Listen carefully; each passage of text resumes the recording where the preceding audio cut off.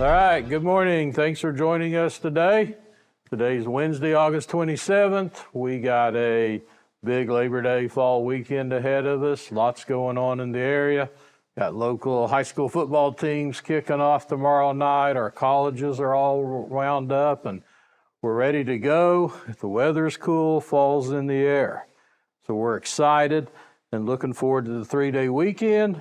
Before we get there, let's cover today's message. So today's question, what's a car run on? We all know cars run on gasoline. And just like the creator of that car designed and developed that engine and that vehicle to run on one thing, it doesn't run well on other things. Well, our creator, when God designed our bodies, he created us to run on his love and his peace. And God cannot give us happiness and peace apart from him because we were designed to be filled and operate on that. But apart from him, we cannot experience peace because it is not there. It does not exist, and there is no such thing. Today's message is, Blessed are the Peacemakers. Now, if you're like me, you grew up late 70s, 80s, maybe you were a Southern rock junkie, listened to Leonard Skinner, 38 Special. A lot of the youngsters will have no idea who that is. But one of my favorite songs was Follow the Peacemakers by Molly Hatchet. And a lot of people don't really know, they weren't real popular, but you know, the songs and the lyrics are about people bringing peace, even to the point of falling. Now, this beatitude in Matthew 5:9 encourages the pursuit of peace and reconciliation. And it's identifying peacemakers as children of God. You see, the world's not going to make peace on its own. Nations are fighting. People are fighting. Russia, Ukraine's in what, year 3 of their war? Israel and Hamas, 2 years in, just constant fighting, constant turmoil. And so are people. Whether it's over political beliefs, religious beliefs, whatever, people are at odds. You may even have a relationship in your life that's full of bitterness, some contempt. But let's be clear. Peacemaking is different than peacekeeping. Peacemakers resolve conflict through the love of Jesus. Peacekeepers avoid conflict and just want everything to be quiet. Police officers are called peacekeepers. Everything's fine, and they're there to do what? To maintain and to try to ensure everything stays quiet and peaceful. Now, sometimes conflict's going to arise, and they have to step in and intervene and become peacemakers. But their job is to be a peacekeeper. So we understand the difference. Peacemakers resolve conflict. They go into the battle. They run into the fire. Peacemakers avoid conflict. They're trying to keep everything just quiet. Which one are you? Are you the kind of person when you see conflict, when you see people at odds, or you're at odds with somebody, do you dive into it to resolve it and put that fire out immediately before it grows? Or do you just try to keep the peace? You're avoiding. I'll binge watch some TV. Maybe I'll put my headphones on and just play video games for hours and just block out the outside world. I'm avoiding conflict at all costs.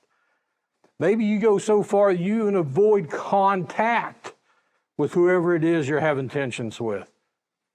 Not only will you not resolve the conflict, I'm just not going to talk to them. I'm not going to go to the places they go. They go to that restaurant, I'm not going there anymore. Oh, that person at the gym, can't stand them, I'll just change gyms. And sometimes it gets to the point we even move churches. We even move and avoid family events because we don't want to be around that one person. We're avoiding conflict. You're a peacekeeper at that point. But we need more peacemakers. Matthew 5:9, our verse of the day said, Blessed are the peacemakers, for they will be called children of God. So peacemakers is our trait, and it's our characteristic that's valued in the kingdom of heaven. And the promise is you will be a child of God. You'll be an heir to the throne, because God rewards those who are peacemakers. Now, make no mistake about it. Jesus assured us there will be trouble, there'll be chaos and conflict in this world. The devil's constantly stirring the pot. So they never said the world would be peaceful. Question becomes, how do we approach it? Do we avoid it? Or do we approach it with the love of Jesus? Peacemaking requires action. The action to intentionally restore harmony and resolve a conflict. It is not avoiding the conflict, but it's seeking solutions and understanding. Now, let me be clear. It's not forcing your will on somebody else. It's not being passive-aggressive. And it's not trying to convince or force somebody to even agree with you. Peacemaking requires each of us to get out of our comfort zone, to let go of the bitterness, and more often than not, to forgive someone.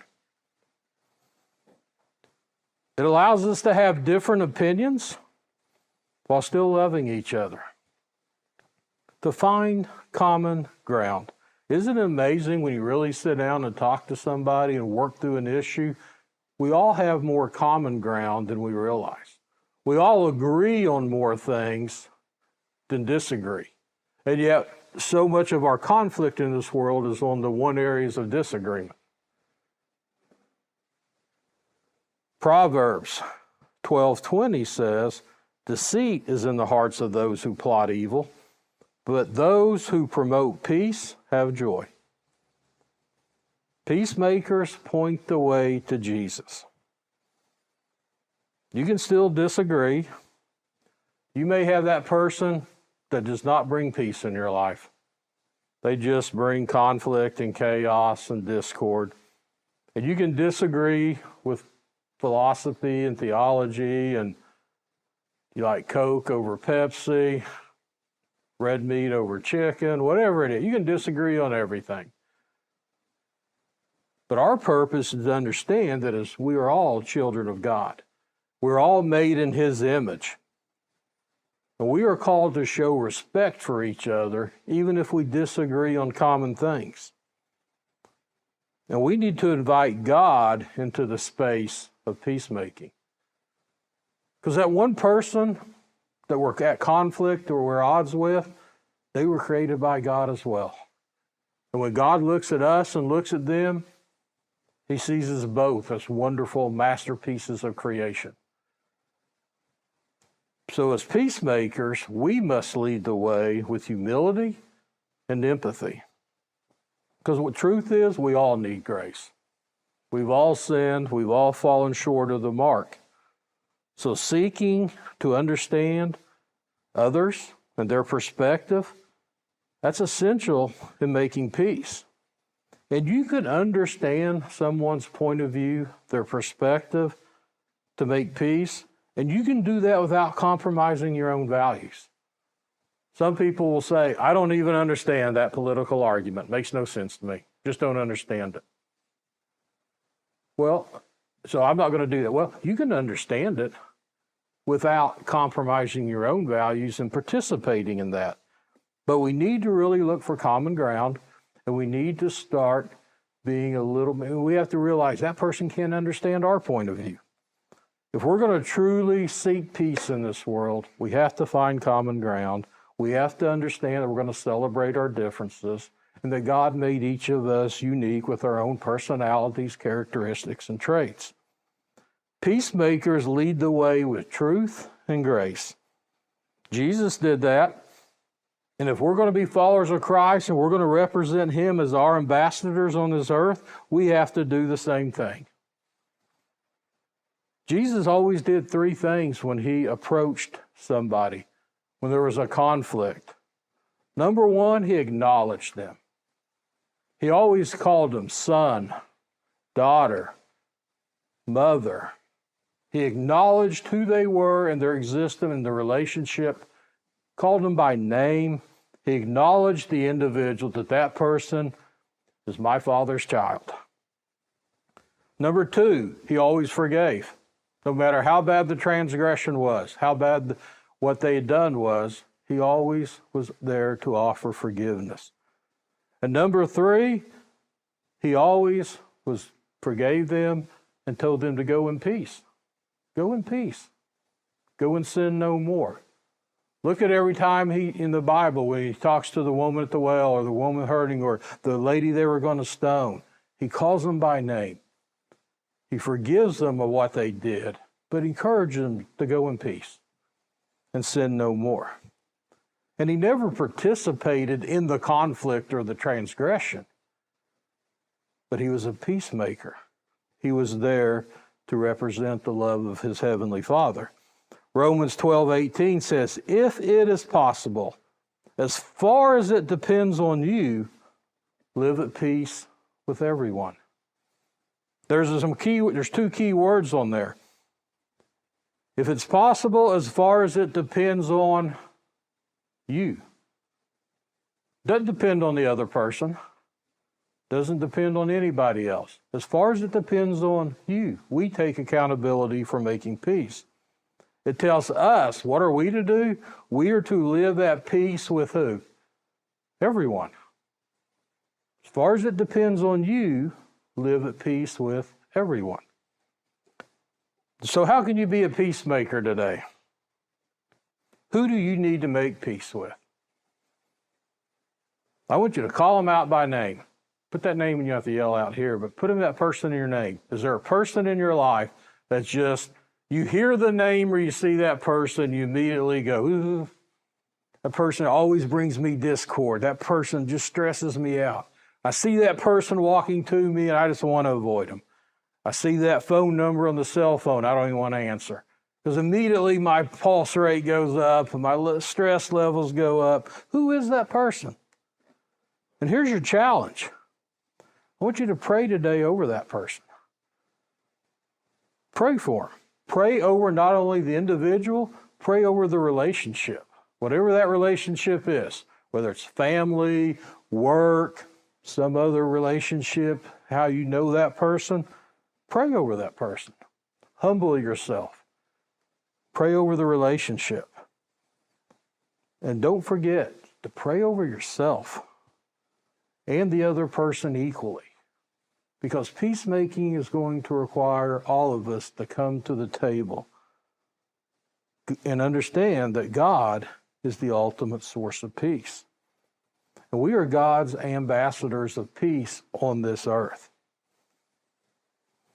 And we may have broken relationships in this world, and we do. And there's conflict, and there's family strifes, and there's work strifes, and there's political conflicts. And we have to understand to pray and lift each other up, even when we disagree, no matter how bad the hurt was, no matter how bad the transgression was.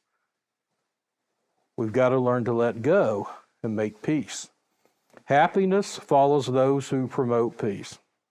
Peacemaking flows from wisdom that's pure, it's gentle, and it's full of mercy. Colossians 3:15 says, let the peace of Christ rule in your hearts. Since as members of one body, you are called to peace, and be thankful. And again, in Colossians 3:15, what's some of the key words? So we're to let peace of Christ rule in our hearts. Why? Members of one body. We are all members of the body of Christ. So many times we have that personal enemy, that friend that betrayed us, that crazy relative that did something bad. But we have to remember we're all members of one body. And we're called to peace. And at the end of the day, we're to be thankful. Members of one body. We are not each other's enemies. We have a spiritual enemy that's a higher battle than anything we can ever imagine. We are called to unite and to love and to promote peace. Because our true enemy, the devil, he's trying to stir the pot. He's trying to convince you that person's not worth reconciling with. That person doesn't deserve your grace and your love. That person doesn't deserve peace. And he wants to just ratchet up the tension because he's creating spiritual chaos. We don't have to agree. We can agree to disagree. But as much as it's up to us, let's try to live at peace with everybody. Even if we have to agree to disagree and go our separate ways, we don't have to carry a burden around with tension, conflict, and stress. You may have a work relationship. You may have a client you're dealing with. It's just that impossible client to deal with. And you just don't want to talk to them. You want to avoid them at all costs. But we need to approach that relationship with the spirit of peace. And we can agree to disagree, and we can go our separate ways, but we should always seek peace. And we should always do so without bitterness and hatred and animosity towards each other. Because those are things and seeds the devil's going to plant into us. So in closing, Matthew 5:9, blessed are the peacemakers, for they will be called children of God. Now it's one of my favorite verses in the Bible, but it's really hard because the challenge is there. It's a hard challenge to be a peacemaker because you're convinced right now, the name you thought of, no way I can make peace with that person. You've already said they don't deserve it. I already tried, don't want to go down that path again. It's a hard challenge, but look at the reward that's on the other side. To be called a child of God. God sent his son, Jesus, a child of God, to this very earth to bring us peace. You can be a peacemaker. You've already thought of somebody during this message, and you've already had several thoughts in your mind. I can't do it. Just can't do it. Just not that person. I'll think of somebody else, not that person. And you've already doubted yourself that you have the qualities of traits of Christ in you to be a peacemaker. You've already doubted yourself. And we doubt ourselves on so many things in life, whether it's the ability to be a peacemaker, the ability to step up with a challenge, the ability to conquer a goal or overcome an issue. Imagine where you would be if you believed in yourself as much as you doubt yourself. Where'd you be in life? If you truly believed in you and Christ in you, as much as you doubt things are going to work out, as much as you doubt things are going to go downhill, as much as you doubt, I can't do that anymore. I'm not capable of that. I don't have that background. I don't have that doubt. What if you believed in yourself as much as you doubt yourself? What could you accomplish? So today, as we wrap up, pray for God to work in you first and then to work in others. If we blame others for our circumstances and for conflict and disrupting our peace, we're giving them power to control our peace. Our peace resides only in Jesus. Let's not ever give anyone else that kind of power over us, that they could ever disrupt our peace. There's no one on this earth that has that kind of power can disrupt the peace of Jesus that resides in us. Seek peace through Jesus and prayer, because Jesus is the ultimate peacemaker. And he's called the Prince of Peace for a reason. And by being a peacemaker, he's also a son of God, a child of God. And that's the same promise we have if we too go out and seek peace. So have a blessed Labor Day weekend. Seek peace. Even if the person you're sitting next to is cheering for the other team, seek peace in all you do. God bless you. We love you, and we look forward to seeing you in September.